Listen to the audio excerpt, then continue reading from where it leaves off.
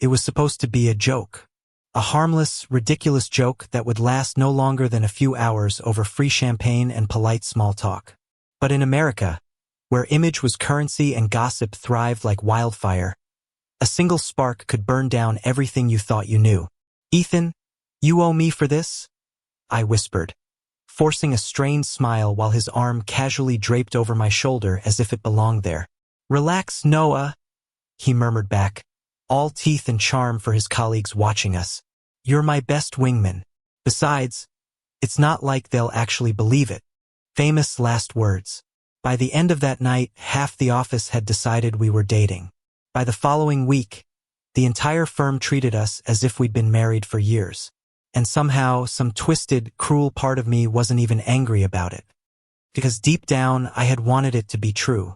Ethan Gray, the man everyone admired, the rising star of the company, with his sharp mind and sharper smile. And me, Noah Bennett, the quiet background character who avoided spotlights the way others avoided the flu.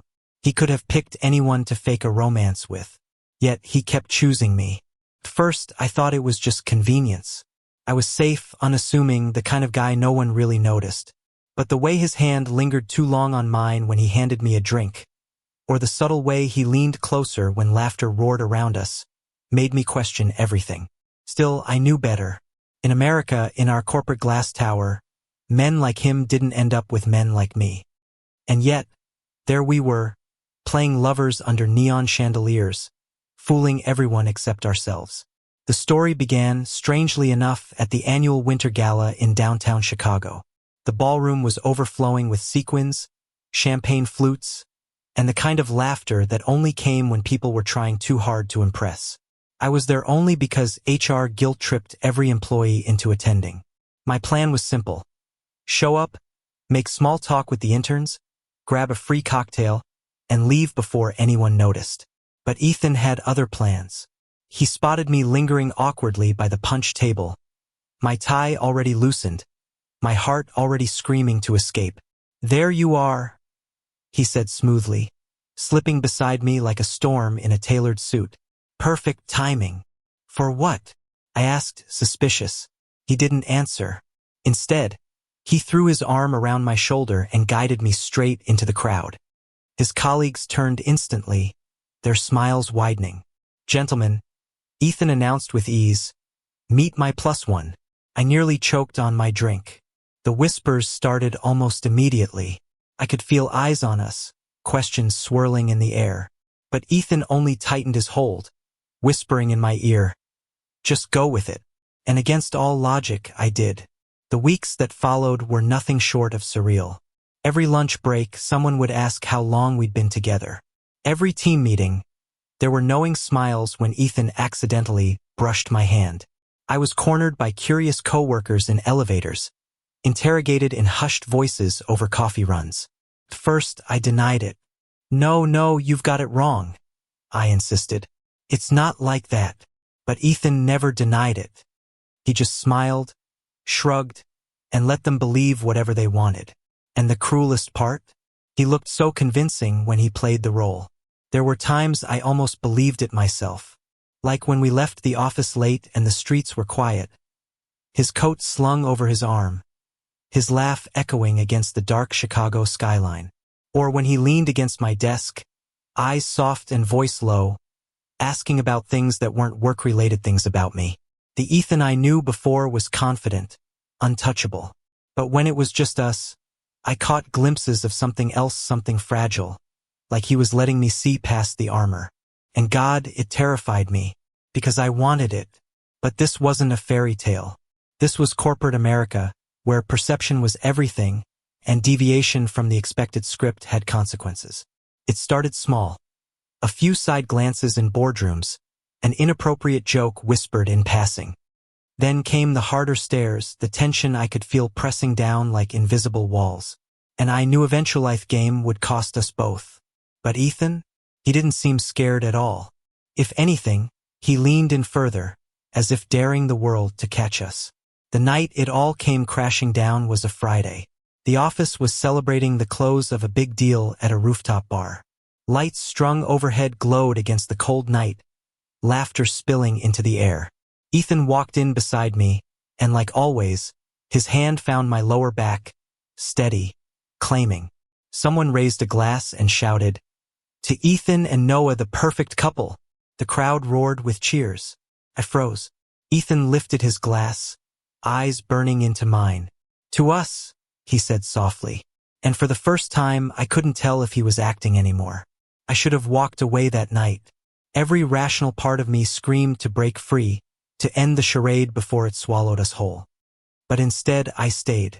I stayed because Ethan's eyes, usually so composed and calculating, looked raw like a man stripped of every mask he'd ever worn. When he said, "To us," something inside me cracked. I didn't sleep much that weekend. My mind replayed every glance, every touch, every laugh we had shared. Was it real? Or had I become so starved for connection that I mistook kindness for intimacy? By Monday, the tension in the office was suffocating. Whispers trailed behind me in hallways. HR called me in just to check if I was comfortable with the rumors. My answer was a hollow yes, but my chest felt like it was collapsing. That evening, I cornered Ethan in the parking garage. The concrete walls echoed with the sound of my voice, sharper than I intended. "Why are you doing this? Is this all just a joke to you?" His jaw tightened. For once, he didn't have a clever retort. He just stared at me, the weight of something unspoken hanging between us. Finally, he said quietly, "It was never a joke." My breath caught. "Then what is it?" I demanded. Ethan stepped closer, his expression stripped bare. "It's me, wanting you, needing you, and being too much of a coward to say it until now." The garage was silent except for my heartbeat pounding in my ears. I wanted to believe him, God, I wanted to, but fear clawed its way up my throat. "You don't get to play with me like that," I whispered, my voice breaking. "I've spent my whole life hiding who I am, terrified of being found out. And now you've dragged me into this circus without even asking. Do you know what that feels like?" His face fell, guilt flooding his features.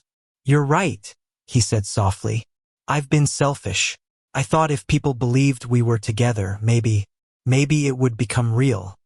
I didn't think about what it was costing you." I turned to leave, but his hand caught mine, trembling. "Noah, please, tell me what to do to fix this. I don't care about the office, I don't care about the rumors. His voice cracked. "I just care about you." And in that moment, I saw the truth. Ethan Gray, the golden boy, the untouchable star, was terrified. Not of the world, not of the gossip, but of losing me. The days that followed were chaos. Word spread that the company's biggest client had pulled out of a deal after catching wind of the office romance. People whispered about professionalism, about image, about whether Ethan's career was over before it truly began. I wanted to disappear. The guilt gnawed at me, convinced I had ruined everything. But Ethan didn't hide. If anything, he became bolder. He walked beside me in the office cafeteria. He sat with me during meetings, his hand occasionally brushing mine under the table. When the board summoned him for a closed-door session, he came out with his head high, refusing to apologize for who he was for us. That night, he showed up at my apartment, soaked from the rain.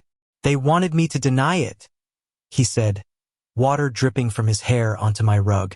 "They wanted me to tell them you meant nothing. But I couldn't, because you mean everything." I stood frozen, watching him shiver in the doorway, his vulnerability laid bare.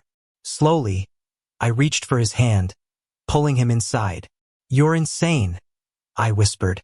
"Maybe," he said, a faint smile breaking through. "But I'm yours if you'll have me." And for the first time, I let myself believe him. Our world didn't change overnight. Some colleagues kept their distance. Others surprised us with quiet support. My family called, half concerned, half proud. But through it all, Ethan stood beside me, unwavering. We learned to laugh at the absurdity of the way rumors had forced us into a corner only to push us closer together. We learned to navigate the stares, the questions, the moments of awkward silence. And slowly, we built something real. One evening, months later, we found ourselves back at the same ballroom where it had all begun.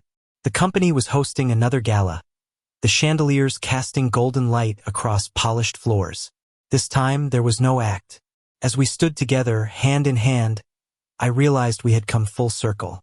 "You remember the first night?" Ethan asked, his smile tinged with nostalgia. "How could I forget?" I chuckled. "You dragged me into the lion's den." He leaned closer, his breath warm against my ear. "Best decision I ever made." I turned to face him, the room fading into a blur around us. "This time, if they're watching, let's give them something real to talk about." And before doubt could steal the moment, I kissed him. It wasn't a performance. It wasn't for the crowd. It was for us, for the nights of doubt, the whispered confessions, the courage it took to finally stop hiding. When we pulled apart, applause erupted around us. Some cheers were genuine, some awkward, but none of it mattered. Because in that moment, Ethan's hand was in mine, steady and sure, and I knew I wasn't alone anymore. Life didn't magically become perfect. There were still challenges, still moments of fear. But our love was no longer a secret weapon wielded against the world. It was a truth we carried proudly, hand in hand, through every storm. Ethan once told me he borrowed me because I was safe, because I was someone he could trust not to complicate things. The irony, of course, was that I ended up complicating everything. But if complicating his life meant giving him and myself the freedom to be real, then I would do it 1,000 times over. And so, under the soft glow of city lights, with the ghosts of rumors fading behind us, Ethan and I walked forward together. Not a performance, not a lie, but something fragile, something terrifying, something beautiful, something true. Thank you for listening. Don't forget to like and subscribe to stay updated with the latest videos.